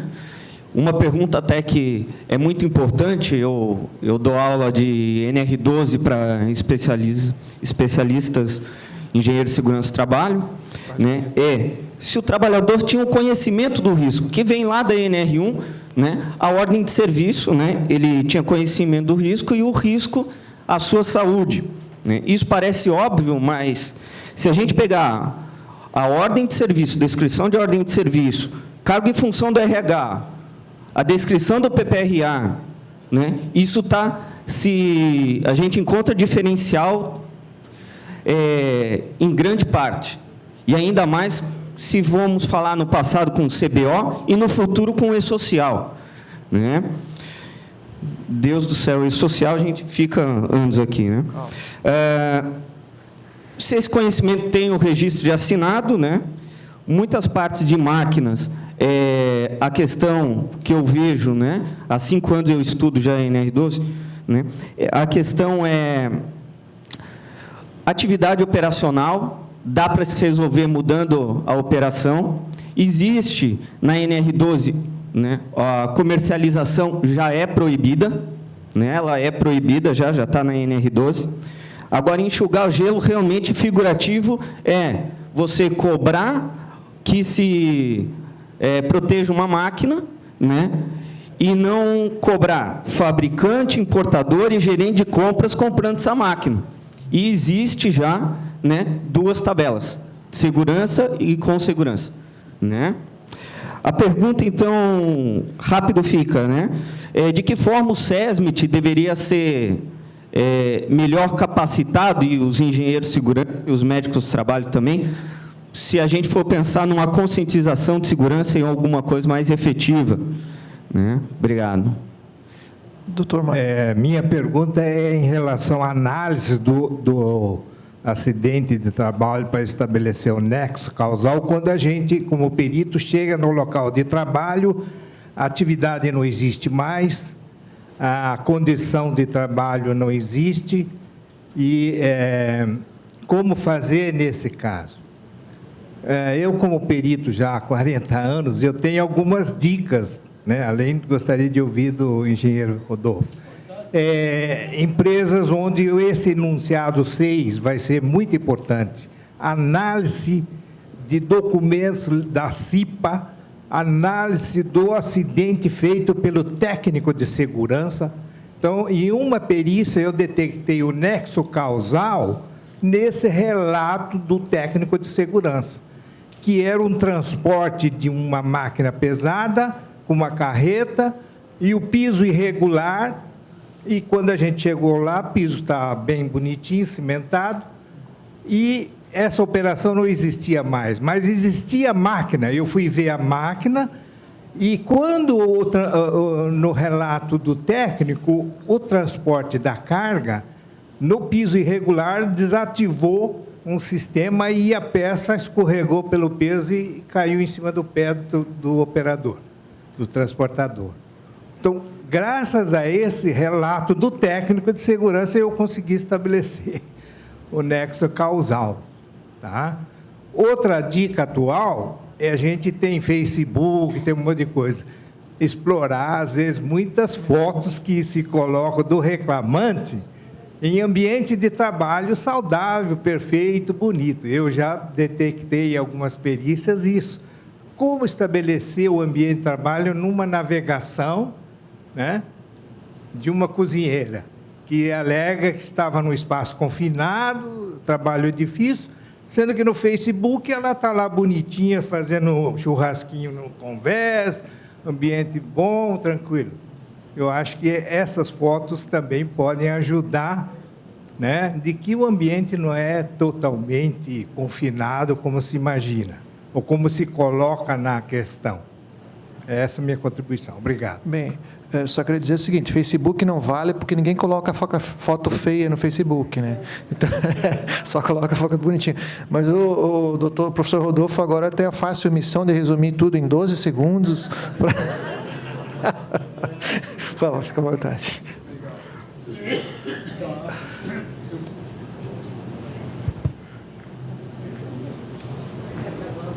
Acho que esse aqui... Já está pronto. Falei muito, né, o negócio aqui.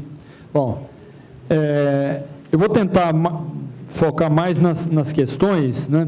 Teve algumas afirmações aí, essa questão do fundo de perícia, né, que eu esqueci o nome, desculpa, da associação, Vitor, ele comentou, eu não tenho elementos para discutir essas questões que você coloca, quer dizer, uma proposta dessa natureza, eu acho que o corpo, né, que tem toda essa experiência, as associações, com certeza, têm que ser ouvidas em qualquer tipo de proposta, né? Em relação o Lúcio comentou essa questão da culpa do trabalhador, culpa da empresa. Se a gente analisa a organização, a existência de risco é obrigação da empresa identificar. A empresa tem que identificar, seja ela isso faz parte do sistema de gestão. A empresa tem, para criar uma atividade, ela sabe de que aquela atividade tem algum risco, ou deveria saber, e tomar as medidas, né, plausíveis de prevenção. Então, se a gente for analisar o sistema, enquanto sistema complexo, existe responsabilidade clara de decisão, de aceitar o risco, de conviver com ele ou não conviver, de adotar medidas ou não adotar. Então, são decisões gerenciais, eu não tenho dúvida. A outra medida seria falar, bom, então vamos colocar a culpa na vítima e está tudo certo. Existe culpa, não é da empresa, vamos colocar na vítima. Porque o elo mais fraco e ele vai responder, ou fatalidade, enfim. Eu acho que a análise, nós não temos como nos furtar da análise do caso. E com todas as suas consequências, não dá para fazer meia análise, com as consequências que daí decorrem, né? São obrigações claras da empresa. Todo o arcabouço que eu acho que tem evoluído, é no sentido de, primeiro, nós temos condição de ter elementos de responsabilização objetiva por conta do histórico desse, puxar, o que o pessoal fala, puxa a capivara desse setor, dessa empresa, você vai ver o que está acontecendo. Vários casos parecidos, foi falado aqui de manhã, vários casos que se repetem, né? Você comentou lá do setor de teleatendimento, epidemias, né? Isso já direciona para essa questão da responsabilidade objetiva, é o custo, a responsabilização pelo risco, que é diferenciado de outros setores.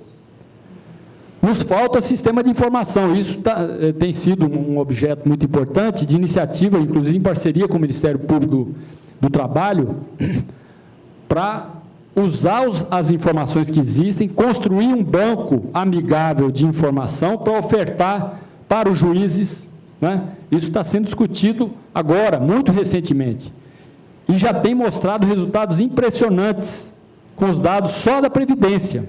A ideia é cruzar com o banco do Ministério do Trabalho, Ministério da Saúde, Sinan, DataSul, SIM, né, o Sistema de Informação de Mortalidade, construir um banco único e criar um sistema amigável de informação que dê a resposta que cada um precisa por CNPJ. Eu puxo o CNPJ e falo, eu quero saber histórico disso, por CID, por idade, por sexo, por ano, por município, por empresa, por estado, por região, puxa tudo.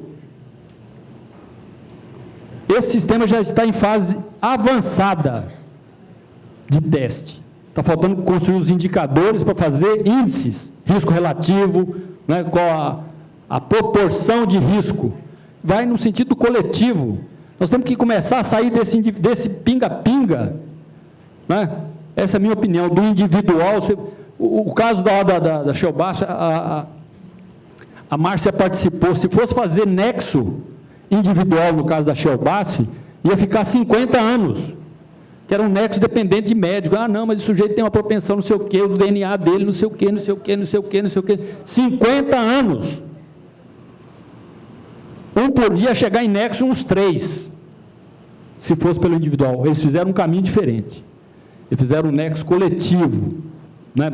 Mostraram provas, foram para a exposição, foram mostrar o nexo, né, na exposição, que tinha relação com aqueles efeitos que estavam aparecendo naquela população. Não só dos trabalhadores, na população em geral, né, na comunidade, em aspecto de contaminação, etc., etc. E eu acho que não tem outro caminho. Vai avançar, seja hoje, amanhã, daqui a 10 anos, para a responsabilização objetiva. Felizmente, eu acho que esse é o caminho, pelo menos é o que eu acredito, né, para a responsabilização objetiva, né, para sair dessa ladainha, né, culpa de A, culpa de B. Responsabilização do negócio. Vou contar um exemplo aqui da obra, que foi o Parque Olímpico, em Londres. Por decisão política do primeiro-ministro da Inglaterra, na época ele falou para o gerente da obra lá, e falou o seguinte: se acontecer nessa obra algum acidente, você vai preso. Está entendendo? Foi esse o recado. Você vai preso, você é gerente dessa obra. Se vire. Se vire. Sabe o que aconteceu? 30 mil trabalhadores participaram da obra, entregaram a obra com 1 ano de antecedência, não teve um acidente grave e nenhum óbito. Nós vamos trazer na reunião do fórum lá em Campinas, vamos comemorar os 50 anos com essa experiência de sucesso a nível internacional. É possível, né? Desde que haja, de fato, a segurança, a valorização da vida como um valor. O trabalho não é para matar ninguém. Isso é uma decisão. Não é para machucar, não é para matar, como está acontecendo hoje. Essa questão do desembuchamento, né, desculpa, anotei o nome. Márcia. Mari. É uma armadilha, né, que essas empresas colocam esse sistema. Primeiro, é possível você ter... Primeiro, se existe partes móveis perigosas, com pontos entrantes, tem que ter proteção. Básico. Com intertravamento. Levantou, igual você falou da máquina de lavar, levantou a tampa para fazer alguma correção, pode ser de vidro, o trabalhador vê que embuchou, levantou a tampa, tem que neutralizar a função de risco. Isso está na NR12, ó, há muito tempo, está na OIT desde 1950. Né? Mas as empresas compram essas máquinas, então elas não poderiam ser vendidas. Então, mas a responsabilidade não é só de comprar, ela tem que escolher o que ela compra. E se ela comprou sem proteção, a gestão de segurança tem que falar o seguinte: ó, vamos adaptar isso aqui, vamos fazer a implantação do sistema de segurança. Né? Porque é uma necessidade operacional. Se ele não desembucha, então, quando embucha, trava. O trabalhador acha que está travado. Né? Olha, está parada. Só que a hora que desembucha, ela puxa. Não é isso? Foi o que nós encontramos na análise dos acidentes nas colhedeiras de cana. Né?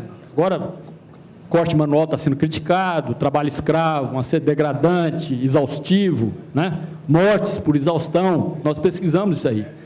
Estão implantando automação no corte mecanizado das colhedeiras de cana. E acontece exatamente isso, embucha. Um dispositivo de segurança lá é colocar no banco do maquinista da máquina, quando ele levanta, porque o que acontecia? Embuchava, a máquina estava parada. Ele tinha lá colocar a mão na boca do leão, né? Com a varinha, puxar, porque embuchou, não era cana, era mato, capim, embuchou o sistema de colheita, né? de colher o material. E zonas extremamente perigosas, abertas. Né? Um dispositivo, depois de 5 mortes, só no estado de São Paulo, 5 mortes, teve trabalhador que entrou, virou um pedacinho desse tamanho aqui, ó. Né? Com um sistema de embuchamento. O sujeito foi lá desembuchar porque a máquina parou, ele ganhava por produção. Detalhe. Bate e volta, que os trabalhadores falam, bate e volta. Está lá a usina esperando, cana, todos eles ganhando por produção. Olha que interessante. Um dos determinantes organizacionais da exaustão, do trabalho exaustivo na cana, era o pagamento por produção. Só que a empresa herdou a mesma forma de relação de trabalho, de organização de trabalho, as relações foram puxadas para o sistema mecanizado. Olha que interessante. Os trabalhadores ganham por produção. Dobra o salário deles se ele não parar. Então, ele não pode parar. Ele tem que tirar lá, desembuchar de qualquer jeito, com varinha, com alguma coisa para puxar, e é puxado para dentro da máquina. Né? Então, essas coisas estão tudo interligadas. A gente fala o sistema sociotécnico, né? Palavra chique. Sociotécnico. Tem aspecto social das relações de trabalho, dos mecanismos de pressão, e aspectos técnicos que ainda precisam avançar, né? Com barreiras mais efetivas, né? Que levem em conta essas variabilidades. A máquina não é perfeita. Quando desembucha, o sistema de segurança tem que pensar isso. Quem está fazendo o projeto de segurança tem que pensar que a máquina não está redondinha o tempo todo. Tem gente que vai entrar lá para fazer manutenção, por exemplo. E muitas vezes precisa testar ligando, com o sistema de segurança desativado. Então, o projeto tem que se sofisticar para essas, pelo menos para essas situações mais perigosas. Sérgio. Eu acho que o Sato comentou aqui um aspecto interessante, quer dizer, analisar o acidente e fazer essa perícia, nós temos que usar de vários recursos, né? Testemunha, documento. Uma coisa interessante das suas dicas, para acrescentar aí, analisa o que a empresa fez depois do acidente. Ela fala que foi ato inseguro, não sei o quê, o SESP, a CIPA vai lá e condena a vítima. Ela muda uma série de aspectos organizacionais, do dispositivo de proteção, que era falho, etc, etc. O que foi feito depois da ocorrência do acidente? Né? A gente vai encontrar algumas evidências interessantes. Eu já vi algumas situações de fiscalização que a gente fala, foi ato inseguro, não sei o quê, um mês depois mudou isso, mudou aquilo, mudou uma série de aspectos organizacionais para evitar, né? Acho que era isso, eu queria mais uma vez aí agradecer, os outros foram só comentários. Obrigado. Ok, nós aqui agradecemos. Nós aqui agradecemos, com certeza. Vamos fazer o sorteio, então, para uma posterior considerações finais e encerramento.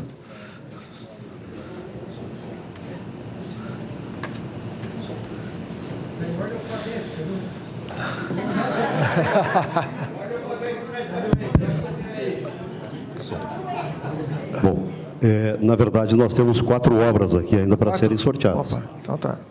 Vamos aqui. Quem sabe se a gente faz aquele esquema por aproximação? Chama um cidadão, 5 para cima, 5 para baixo. Sim. Se tiver no plenário, senão o plenário fazemos. já está bem. Doutor mais Rodolfo, esvaziado. um número, por favor, de 1 a... Quanto? 50. 50. Esse é para os peritos. Vamos ver aqui, ó. 50, Graziela Maciel. Não está. O próximo Boa Ideia também não está aqui nem assinado. Eu acho que é Grace Cristina. 51. 52, Guilherme Espíndola. 53, Hélio Schultz. Está ali o Hélio? Tá lá, o Hélio. Opa, parabéns.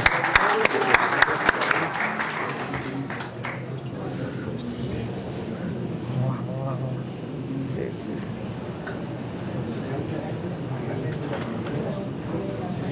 Vamos para o próximo. Lista de magistrados, está aqui.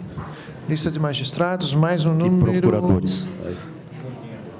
É magistrados e procuradores, só para esclarecer aqui. Mais um número, doutor. Magistrados e procuradores. Isso, é de... Que faixa que você está falando? É de 1 Até a 78. 78. 1 a 78. Menos os 5, por favor.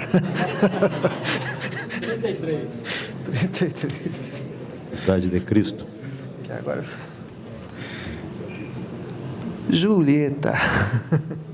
Tá lá. Sabe o professor entrega? O professor entrega para ela. Isso. Voltamos aos peritos, então. Doutor Mário, por favor, o número? 100. Mário? Olha, mas andou perto. O Newton não está. Newton não está assinado aqui, pelo menos. E aí, voltando, Maurício Antunes. É isso? Opa, parabéns. Maurício. Parabéns, obrigado pela presença. Voltamos à lista de E magistrados. o último número, doutor Casimiro, por favor. O número de 1 a 78, menos o 5. 78. 55. Paulo César Herbert, que é do Trabalho Seguro, mas já fugiu. Ele foi para Canoinhas, ele está lá, Canoinhas, não sei onde ele está agora. Rio do Sul. Mais um, bom, vamos seguindo a ordem aqui, então, 55, 56, Rafaela Oliveira, também não está. Regis, cadê o Regis? Doutor Reinaldo Branco de Moraes, olha lá.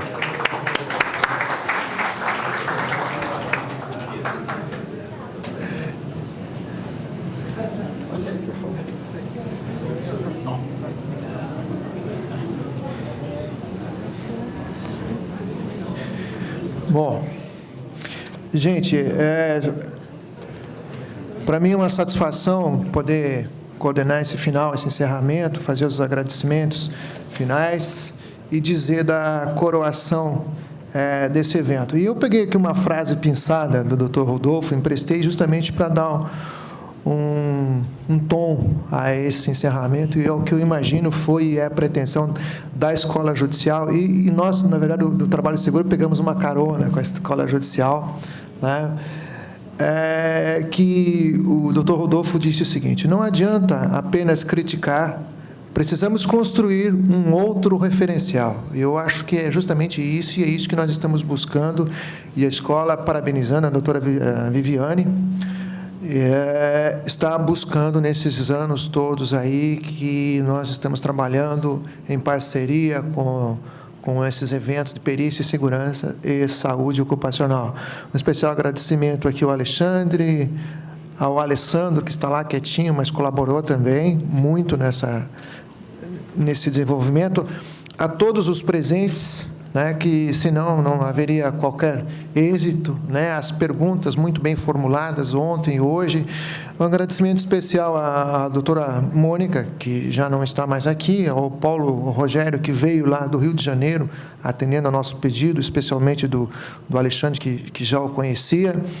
A doutora Edna Niero, que muito nervosa, deu um show aqui hoje, excelente, né? E o nosso ilustre palestrante do momento, o Dr. Rodolfo Andrade de Gouveia Vilela, que, como eu disse, dispensa comentários, é um expert no assunto e nos brindou com sua exposição. Então, eu penso que, só antes do encerramento, lembrando, né, que os certificados dos senhores peritos já está disponível, eu acho que quase todos já pegaram lá na secretaria, e aos nossos juízes, então, haverá o preenchimento de um formulário de avaliação específico, que, de acordo com como já conhecem, e haverá também, teremos a ousadia de fazer, na verdade, 2 fóruns para posteriores debates, um voltado exclusivamente aos juízes e outro a juízes e servidores. Claro que é voluntário, peritos, desculpe.